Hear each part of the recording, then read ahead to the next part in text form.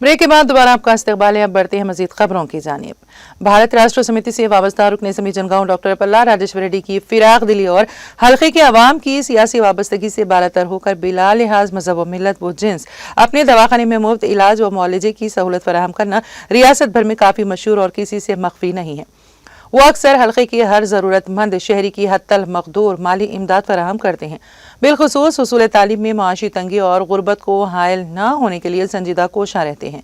इस ज़िमन में उन्होंने मदोर के एक होनहार तालिब इल्म मोहम्मद मुजम्मिल हुसैन मुताल्लुम बीटेक, जिनके वालिद मोहम्मद मुबीन हुसैन का चंद माह कबल इंतकाल हो गया था, अहले खाना को पुरस्कार देने के दौरान डॉक्टर पल्ला राजेश्वर रेड्डी रुकन असम्बली जनगांव ने मरहूम के फर्जंद की तालीमी अखराजात अदा करने का वादा किया था, जिसको उन्होंने पूरा करते हुए क्रिस्तफ ज्योति इंजीनियरिंग कॉलेज जनगांव में मास्टर मोहम्मद मुजम्मिल हुसैन के सेकेंड सेमेस्टर की फीस अदा की।